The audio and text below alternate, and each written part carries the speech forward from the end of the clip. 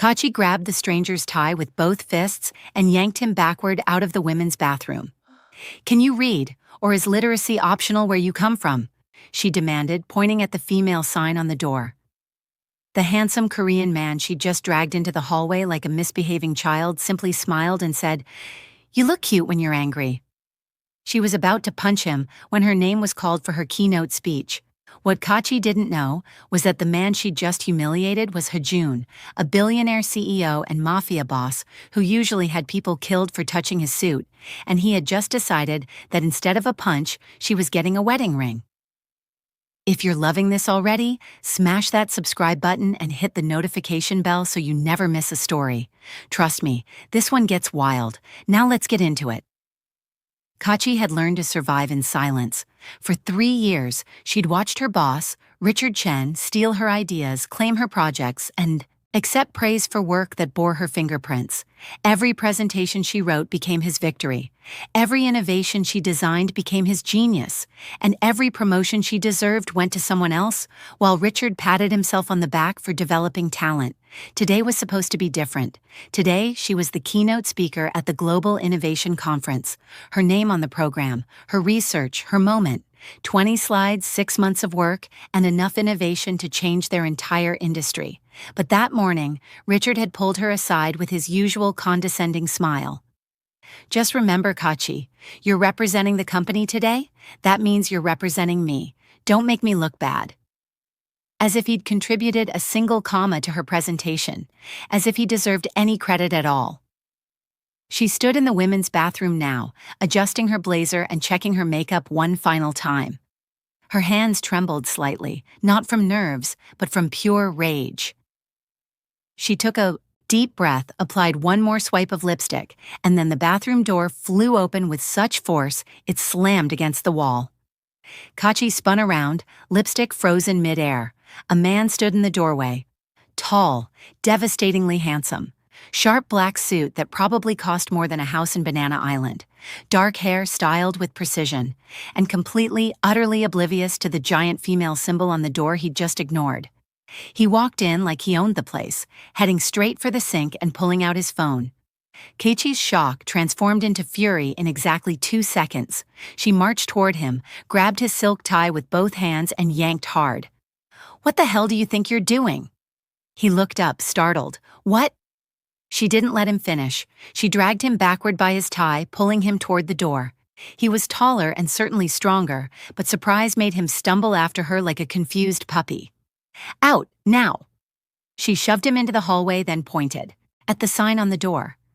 "Can you read, or is literacy optional where you come from?" He opened his mouth. She didn't give him a chance. "This symbol, the one with the triangle skirt? That means female. This bathroom is for women. Do you understand the difference between male and female, or do I need to draw you a diagram?" Hajun's mouth opened, then closed.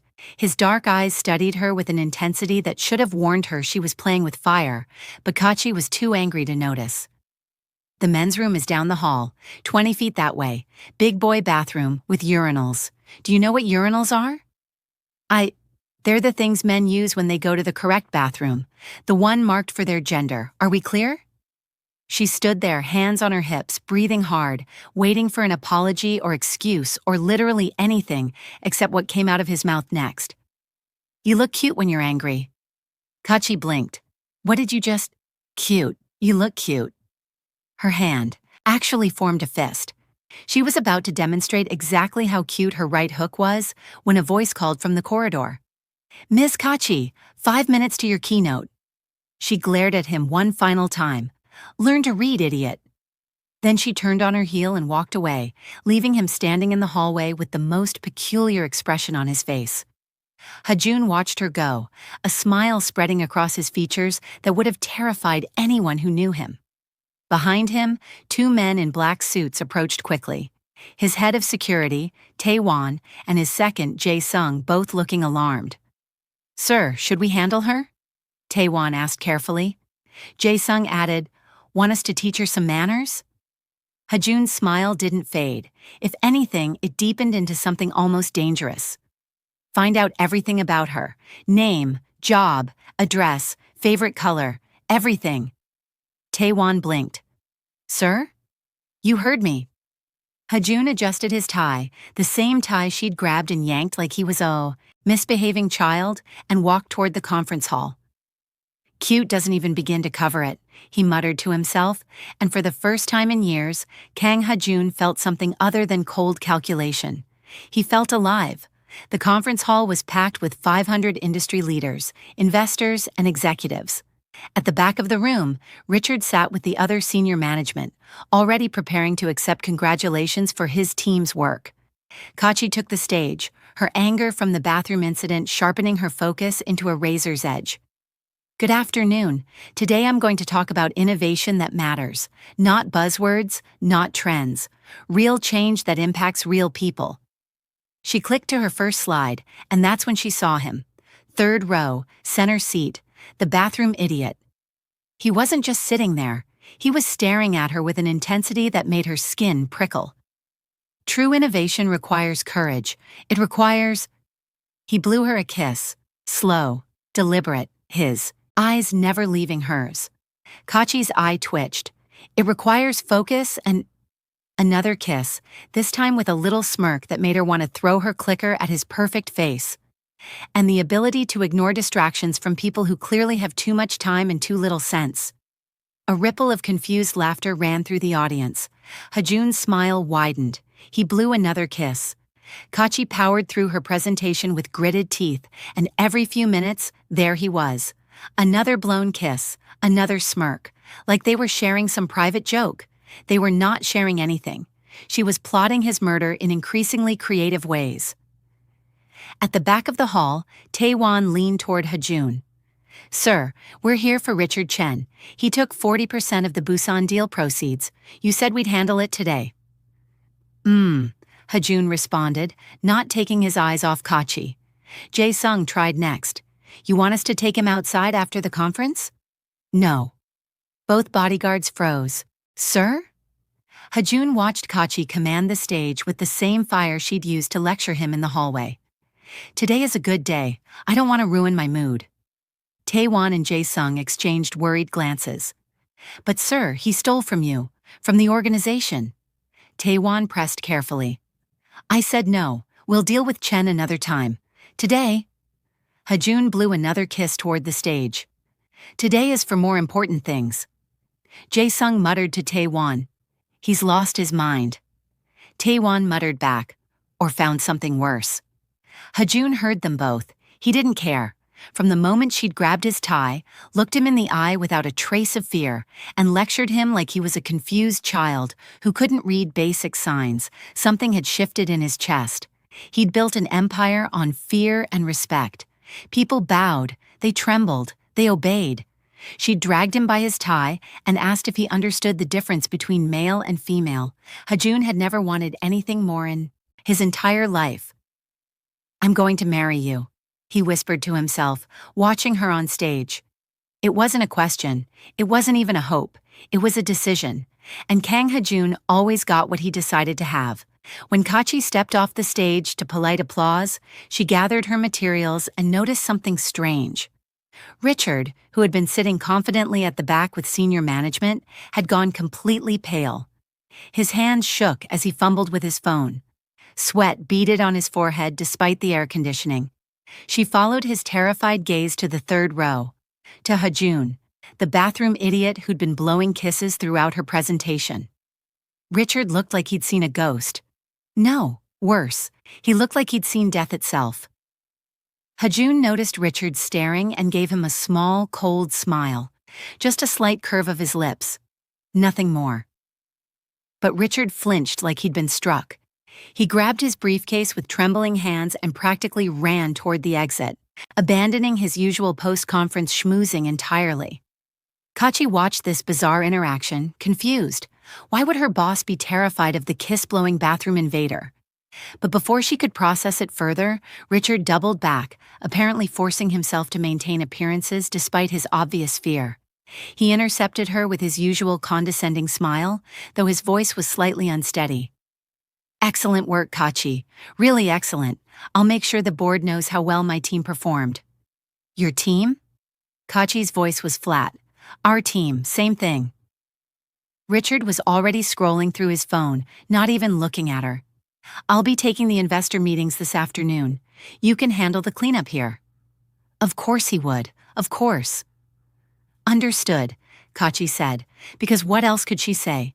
That she'd done all the work? That he was a thief in an expensive suit? That she deserved better than being his invisible ghostwriter?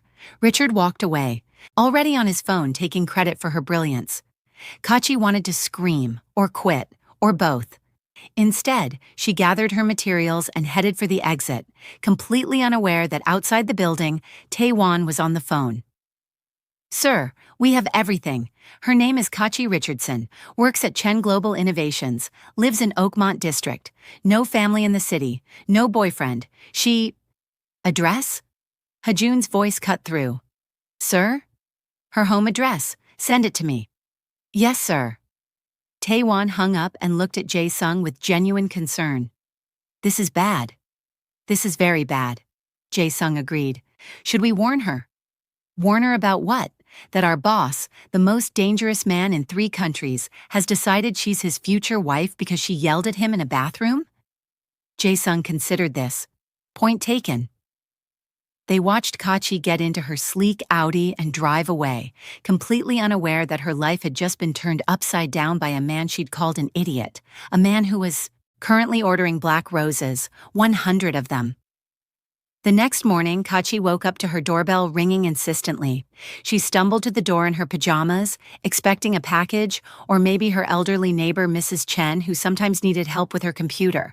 What she found was a delivery man holding the largest bouquet of black roses she'd ever seen.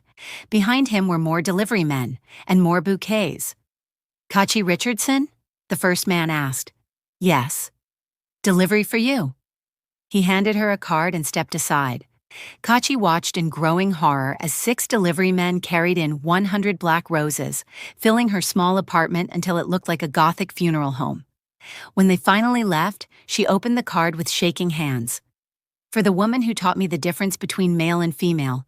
I'm a slow learner. I may need more lessons, Hajun." Kachi stared at the card. Hajun. She didn't know any Hajun, unless... Her eyes widened. The bathroom idiot? He'd sent her 100 black roses because she'd yelled at him? What kind of psychopath does that?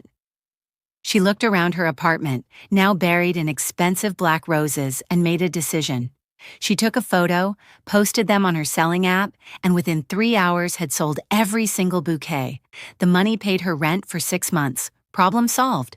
Except the problem was not solved, because Hajun received a notification that his roses were being sold online for $200 a bouquet, and instead of being insulted, he laughed so hard that Taewon genuinely considered calling a doctor.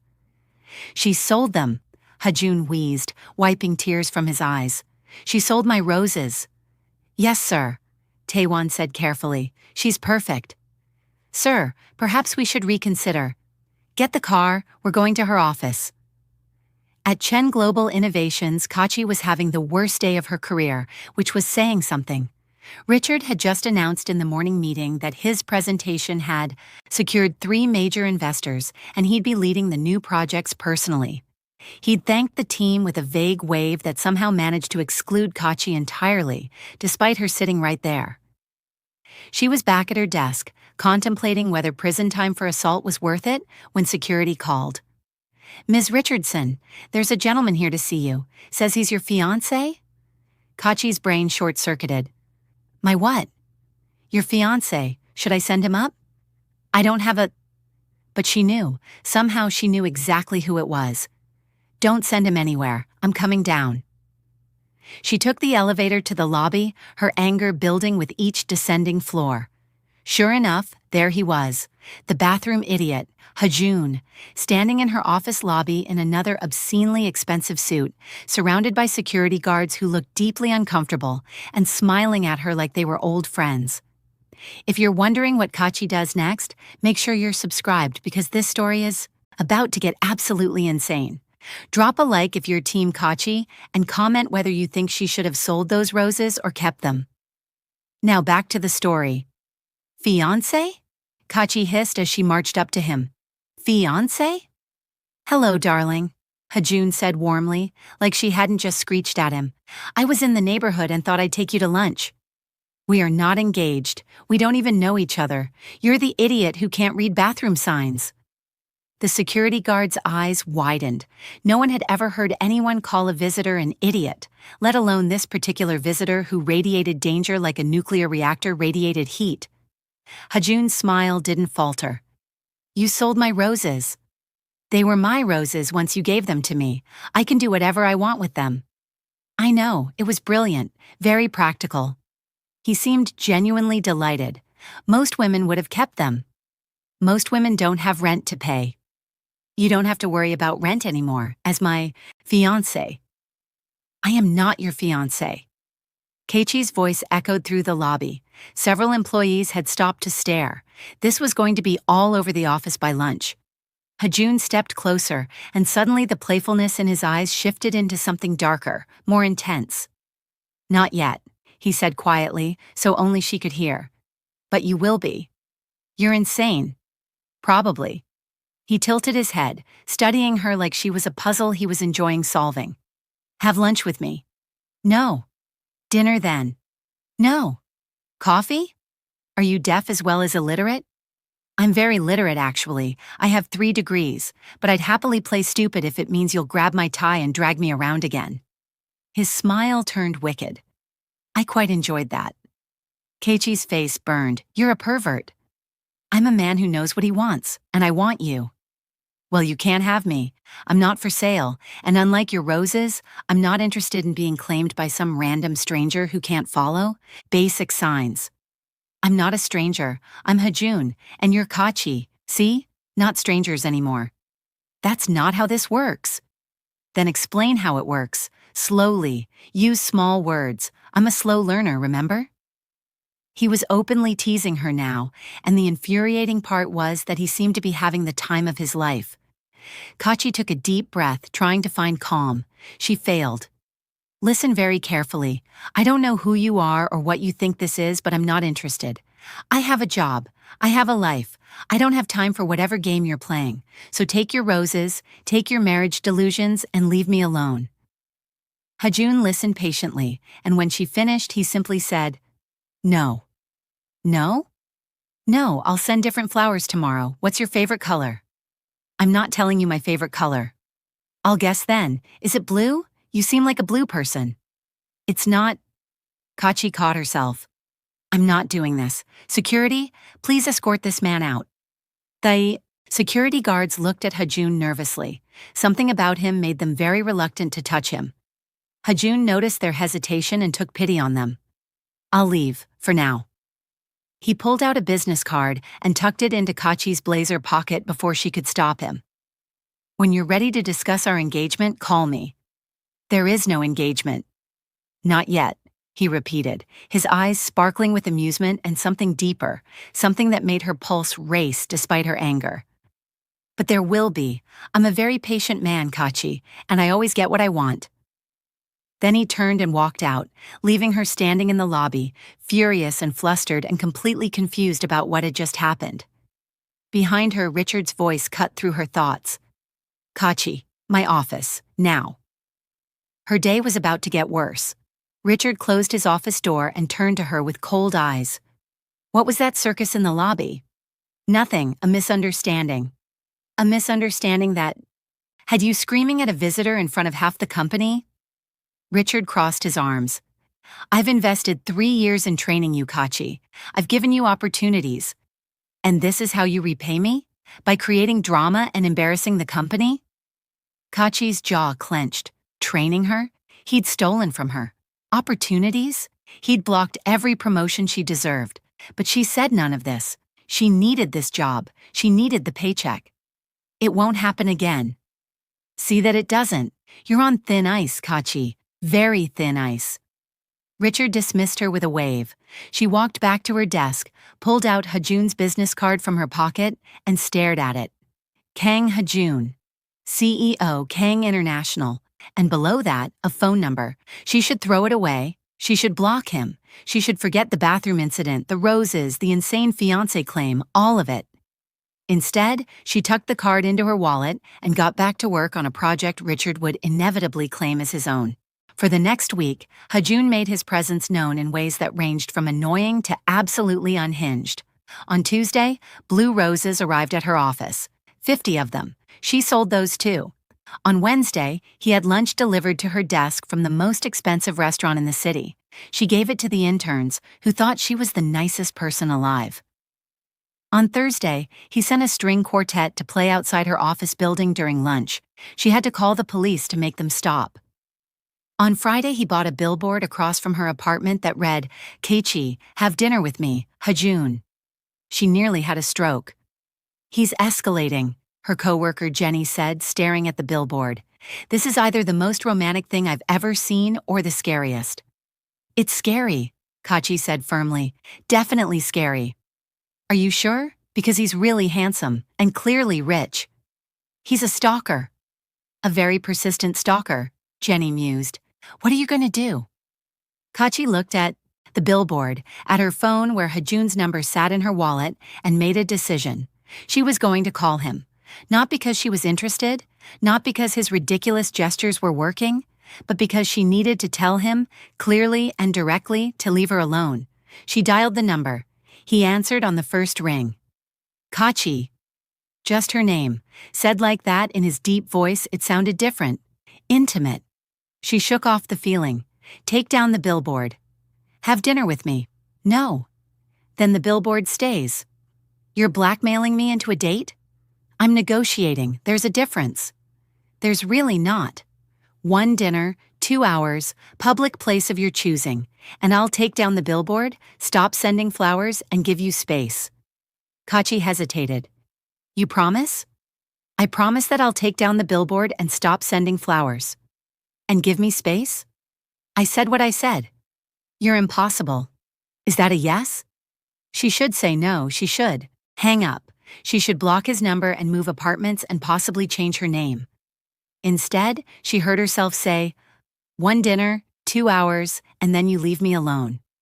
"Deal. Tomorrow night. I'll pick you up at 7. "I didn't give you my address." "Keiichi, darling, I bought you 100 roses and a billboard. You think I don't know where you live?" He had a point. A creepy, stalkerish point, but a point. "Fine, 7, and this doesn't mean anything." "Of course not," Hajun agreed, but she could hear the smile in his voice. She hung up and immediately regretted every decision that had led to this moment. Jenny was grinning at her. "You have a date with billboard guy." "It's not a date. It's a hostage negotiation." "Sure it is," Jenny said knowingly. "Wear the blue dress. He seems to like blue." "How do you—" Kachi stopped. "The blue roses." "I hate everything." But the next night, she wore the blue dress. Hajun arrived exactly at 7, driving an absurdly expensive car. He opened her door like a perfect gentleman, and for a moment, Kachi forgot to be angry. He looked devastating in a dark suit, his hair styled back, his eyes warm as they took her in. "You're beautiful," he said simply. "You're still a stalker," she replied, but her voice was softer than she intended. "Fair enough." He helped her into the car. The restaurant he'd chosen was elegant but not ostentatious, quiet but not empty. He'd clearly put thought into it, which annoyed her because it was working. They ordered, and for a few minutes there was awkward silence. Then Hajun said, "Tell me about your work." "Why?" "Because you're clearly brilliant, and I want to know what you do when you're not yelling at strangers in bathrooms." Despite herself, Kachi laughed. "You deserve that yelling." "I did," he agreed easily. "I wasn't paying attention. I was distracted." "By what?" "By the fact that I was about to confront a man who'd stolen from me, and I was debating whether to handle it violently or diplomatically." He said it so casually, like he was discussing the weather. Kachi's eyes widened. "You were going to hurt someone?" "Probably, but then I met you, and suddenly violence seemed like a waste of a perfectly good day." He smiled. "You saved that man's life, actually. He should send you a thank you card." "You're joking." "I'm really not." Hajun leaned back, studying her. "I run a complicated business, Kachi. Not everything I do is legal. Not everything I do is nice, but I'm honest about it." "You're telling me you're a criminal?" I'm telling you I'm many things, some good, some bad, but I'm never dishonest about what I am. His eyes held hers. Can you say the same about the people you work with? The question hit harder than it should have. She thought of Richard, of 3 years of stolen credit and blocked promotions. That's different. Is it? He steals your work. I steal from people who steal from me. At least, I'm honest about being a thief. Kachi didn't know what to say to that. They ate in silence for a while, and then she found herself talking. About her job, about Richard, about feeling invisible and undervalued and so tired of working twice as hard for half the recognition. Hajun listened without interrupting, and when she finally stopped, embarrassed by how much she'd revealed, he said quietly, "Quit." "What?" "Quit. Work for me." "I can't just, why not? You're wasting your talent making another man rich. Work for me. I'll pay you double, triple, whatever you want, and I'll never take credit for your work." "Because you're so trustworthy?" she said sarcastically. "Because I don't need to steal credit to feel powerful. I already am." There was no arrogance in his voice, just fact. "Your boss steals from you because he's weak. I don't have that problem." "You're insane." "You've mentioned that before. Is it working?" "Is what working?" "My pursuit of you. Is it working?" Kachi should have said no, should have laughed it off, should have reminded him this was just dinner to get him to stop harassing her. Instead, she found herself saying, "I don't know yet." Hajun's smile was slow and satisfied. "That's not a no. It's not a yes either. I'll take it." He reached across the table and took her hand, and she didn't pull away. His thumb brushed across her knuckles, and the simple touch sent electricity up her arm. 2 hours are almost up. I promised to give you space." "You did. But I'm hoping you'll let me see you again, without the billboard blackmail this time." Kachi looked at him, this beautiful, dangerous, impossible man who'd crashed into her life by walking into the wrong bathroom. "One more dinner, but you have to tell me the truth about something." "Anything." "Why me? You could have anyone. Why are you doing all this?" Hajun was quiet for a moment, his dark eyes serious. "Because when you grabbed my tie and dragged me out of that bathroom, you didn't see a CEO or a mafia boss or someone to be afraid of. You saw an idiot who couldn't read signs, and you treated me exactly how I deserved to be treated." He squeezed her hand gently. "Do you know how rare that is? To be seen as just a man? Not power or money or danger, just someone who made a mistake." "You did make a mistake." "I did, and you corrected me. No fear, no agenda, just honesty." He smiled. "I fell in love with you in that moment, Kachi, and I know it sounds crazy. I know it's too fast, but I've built my entire life on trusting my instincts, and every instinct I have is telling me that you're it. You're the one." Kachi's heart was racing. This was crazy. This was too much. This was... "One more dinner," she heard herself say. "One more dinner," Hajun agreed, but they both knew it wouldn't be just one. Over the next month, Kachi fell into a routine she never expected. Dinners with Hajun became regular. He was nothing like she'd expected. Yes, he was dangerous. Yes, he ran a business that operated in moral gray areas. But he was also funny, thoughtful, and genuinely interested in everything she had to say. He never pushed for more than she was willing to give. He never made her feel small or stupid or invisible. He listened when she talked about work frustrations. He celebrated her ideas. He made her feel seen in a way she hadn't felt in years. And slowly, terrifyingly, she started to fall for him. At work, Richard announced a new project, the company's biggest yet. Keiichi had developed the entire proposal, spent months researching and designing. And in the meeting where it was presented to the board, Richard took credit for everything, again. "This is my vision for the company's future," Richard said, clicking through slides Kachi had created. "I believe this approach will revolutionize our market position." Kachi sat in the back of the room, watching her work being stolen in real time, and something inside her broke.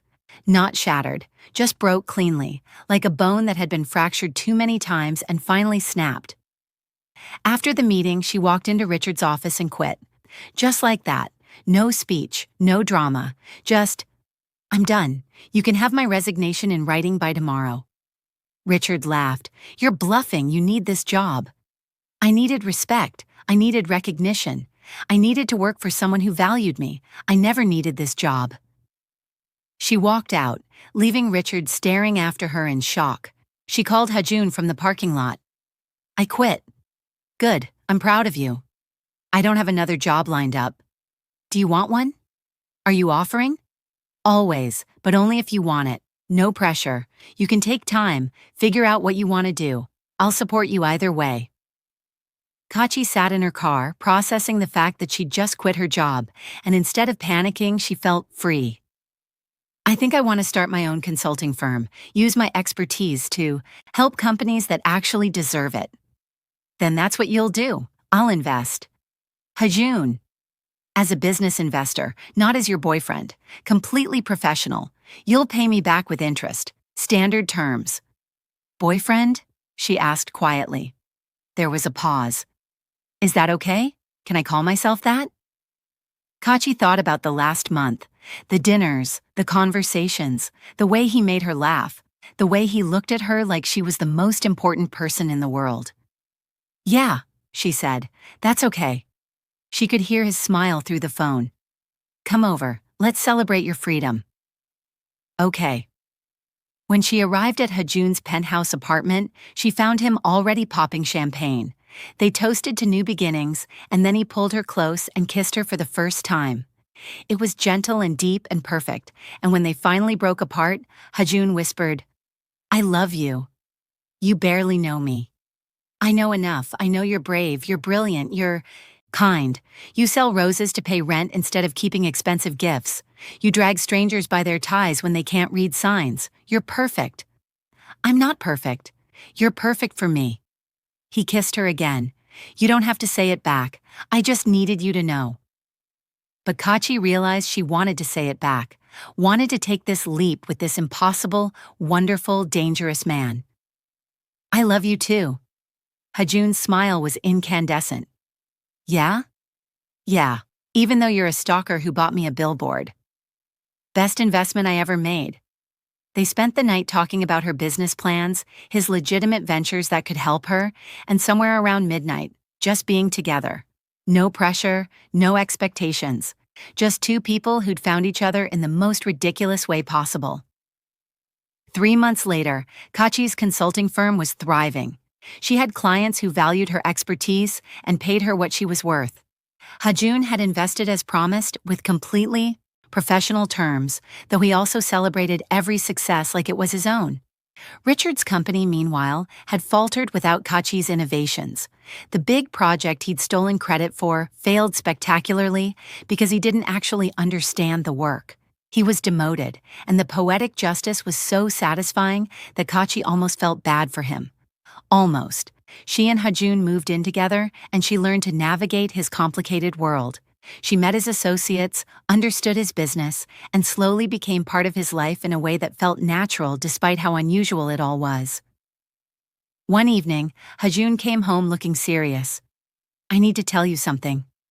Kachi's heart sank. What's wrong? Nothing's wrong, but I made a decision 6 months ago that I never told you about. He took her hands. The day I met you, I was going to hurt Richard, possibly kill him. He'd stolen from me, and that's how I handled betrayal. Hajun, but then I met you, and you changed. Everything. You made me want to be better, less violent, more human. He smiled softly. I let Richard go because of you, and I've been handling my business differently ever since. More negotiations, fewer threats, more diplomacy, less violence, because you make me want to be the kind of man who deserves you. Kachi's eyes filled with tears. You were already that man. No, I wasn't, but I'm trying to be, because of you. He pulled out a small box, and Kachi's breath caught. I told you 6 months ago that I was going to marry you. I meant it. Kachi Richardson, will you marry me? For real this time? She laughed through her tears. You're still insane. Is that a yes? That's a yes, you beautiful idiot who can't read bathroom signs. Hajun slipped the ring on her finger and kissed her deeply. I can read signs just fine. I just chose to ignore that one because I was distracted. By planning violence? By fate. I think some part of me knew you were in that bathroom, and I needed to meet you. So I walked in. Best mistake I ever made. It was a pretty good mistake, Kachi admitted. They were married 3 months later in a ceremony that was equal parts elegant and chaotic. Taewon and Jae-sung served as groomsmen, still slightly confused about how their terrifying boss had been tamed by a woman who dragged him by his tie. Jenny was Kachi's maid of honor, and she spent the entire reception reminding everyone that she'd encouraged Kachi to wear the blue dress on their first date. At the reception, Hajun gave a toast. 6 months ago, I walked into a women's bathroom. My wife dragged me out by my tie and lectured me like I was 5 years old. I fell in love instantly. She thought I was crazy. She was right, but she loved me anyway. Here's to the woman who saw through all my power and money and danger, and just saw a guy who couldn't read signs. I love you, Kachi. Thank you for teaching me the difference between male and female, and for teaching me what love really means. Kachi stood up, laughing. And here's to the man who sent me 100 roses that I immediately sold to pay rent, who bought a billboard to blackmail me into dinner, who changed his entire approach to business because I made him want to be better. I love you, Hajun, even though you're completely insane. Perfect match, Hajun said, pulling her in for a kiss that made the entire room cheer. As the reception continued and guests mingled, Taewon approached Kachi with an amused expression. Mrs. Kang, I thought you'd appreciate this. Last month, someone applied for a janitorial position at our downtown office. Kachi was only half listening, watching Hajun laugh with some guests. That's nice. It was Richard Chen. Kachi's head snapped toward him. What? Taewon's smile was subtle but satisfied. Your former boss. After Chen Global Innovations demoted him and his reputation tanked in the industry, he couldn't find work anywhere. He's been applying to entry-level positions across the city. He used his real name on our application. For a janitor position. Jae-sung, overhearing, added, HR actually hired him. He starts next week, cleaning toilets and mopping floors. Kachi stood there processing this information. The man who'd stolen 3 years of her work, blocked her promotions, taken credit for her brilliance, was now going to clean bathrooms in her husband's building. The poetic justice was almost too perfect. Hajun appeared beside her, slipping an arm around her waist. Everything okay? Richard's going to be a janitor at your downtown office, Kachi said quietly. Hajun raised an eyebrow. Is he now? Should I have HR reject the application? Kachi thought about it for a moment, then shook her head. No, let him work. It's honest work. More honest than anything he did while stealing my ideas. She smiled up at her husband. Besides, Karma has a better sense of humor than I ever could. Hajun kissed her forehead. That's my wife, gracious even in victory. I'm not being gracious, I'm just happy, and his misery can't touch that. She raised her champagne glass. To moving forward. To moving forward, Hajun echoed, clinking his glass against hers. Taewon and Jae-sung exchanged glances, both thinking the same thing. Their boss had married exactly the right woman. Years later, they'd tell their children about how they met, about the bathroom incident, about the tie dragging, about the roses and the billboard, and the absolutely unhinged courtship that somehow worked. And their kids would laugh and say their parents were crazy. They'd be right. But sometimes crazy works. Sometimes grabbing a stranger by his tie and lecturing him about bathroom signs leads to the greatest love story of your life. Sometimes the dangerous mafia boss just needed someone to treat him like a regular idiot, to remember how to be human. Sometimes quitting a job that devalues you opens doors to everything you deserve. And sometimes the best decision you ever make is saying yes to the man who promises you the world and actually delivers. Keiichi and Hajun built a life together that was equal parts business empire and love story. She ran her consulting firm with brilliance. He handled his complicated world with increasing legitimacy, always with her moral compass guiding him toward better choices. They challenged each other, supported each other, and never stopped making each other laugh. And every year on their anniversary, Hajun sent her 100 black roses. Not because she needed them, but because it reminded them both of where they started. Of the woman who sold his gifts to pay rent. Of the man who fell in love with someone who treated him like an ordinary person. Of a bathroom sign he ignored, and a tie she grabbed, and a love story that started with 5 simple words. Can you read or not? The answer, it turned out, was that he could read just fine. He just chose to follow his heart instead, and his heart led him straight to her. If this story made you smile, hit that like button and drop a comment telling me your favorite part. Was it the bathroom drag, the billboard, the roses she sold, or maybe Richard ending up as a janitor? Let me know. And here's a question for you. If you were Kachi, would you have let Richard work for your husband's company, or would you have blocked his application? Drop your answer in the comments, and if you haven't subscribed yet, what are you waiting for? We've got more wild romance stories coming your way. Until next time, see you in the next one.